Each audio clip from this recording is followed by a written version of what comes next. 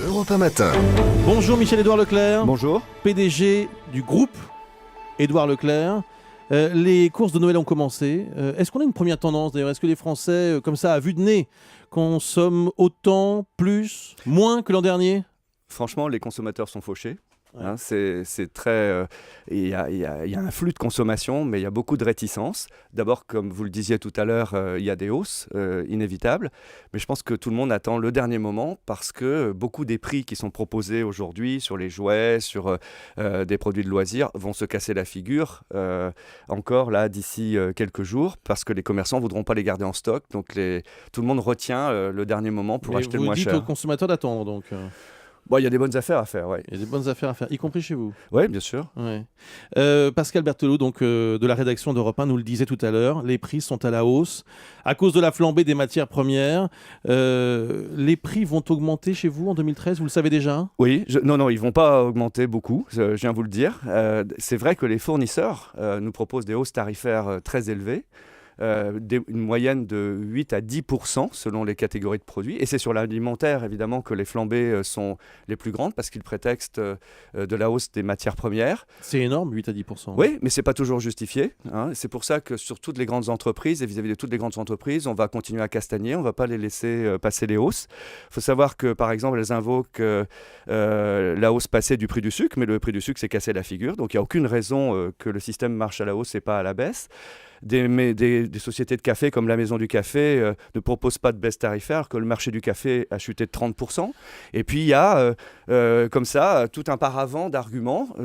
Moi, avec le groupe avec qui on négocie, et c'est une sorte de partie de poker, mais c'est assez costaud, on a décidé... Pour bien comprendre, il y a des négociations qui se déroulent en ce moment, c'est tous les ans la c'est même la loi, chose, c'est voilà. la loi, oui. Des négociations entre distributeurs et producteurs. Oui. Voilà. Et donc ça se passe en ce moment. C'est surtout entre distributeurs et industriels qui transforment les produits. Les agriculteurs ne sont pas concernés par cette loi. Donc en ce moment, vous nous dites que vous refusez la hausse des prix. Oui, et nous exigeons des gros fournisseurs qu'ils fassent tampon pour amortir auprès du consommateur les hausses de matières premières. Et nous proposons aussi de faire tampon. On ne veut pas qu'il y ait une inflation supérieure à 1%.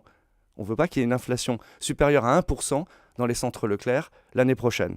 D'accord ? Ça concerne les grands groupes, mais il y a aussi les PME, les petits producteurs, je ne sais pas, de fruits, de légumes, de toutes sortes de produits. Comment est-ce qu'ils peuvent résister? Alors, vous avez raison. Ça, c'est un problème qui n'est pas qu'un problème de prix. C'est un problème de survie.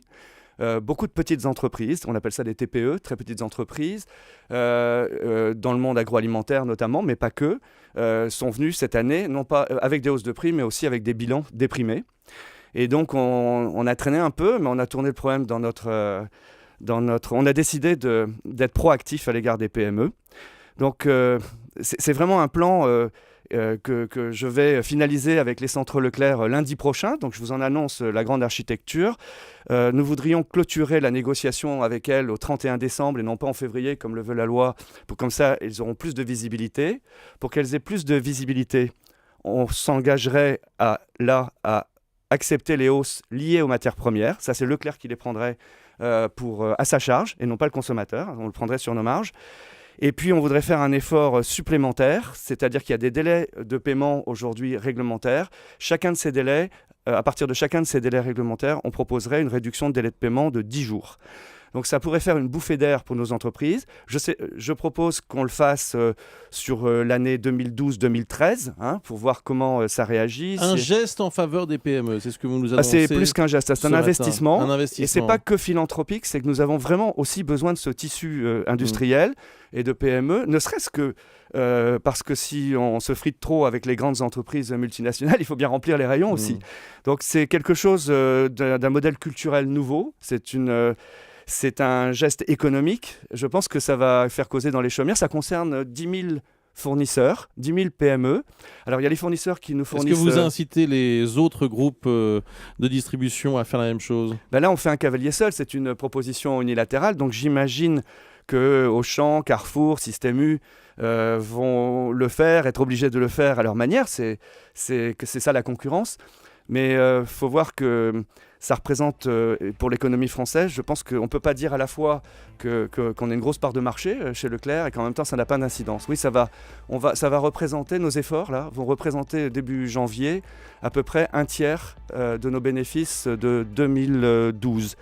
Très clairement, on va, tout en continuant à employer plus 3000 emplois l'année prochaine, tout en continuant à baisser nos prix, on veut écarter de 4 points nos performances prix par rapport aux autres, au peloton, mais en plus on va lâcher ces conditions tarifaires aux fournisseurs, aux petites entreprises. Michel-Édouard Leclerc qui annonce donc ce matin sur Europe 1 ce plan en faveur des PME, des producteurs, avec cette décision qui n'aurait donc, si j'ai bien compris, aucune incidence sur les prix. Donc pour le consommateur, c'est vous qui prendriez à votre charge la hausse des matières premières et des prix donc de ces petits producteurs. Merci d'avoir été avec nous ce matin sur Europe 1. Bonne journée. Dans un instant, Jérôme Commandeur. Europe 1, 7h53.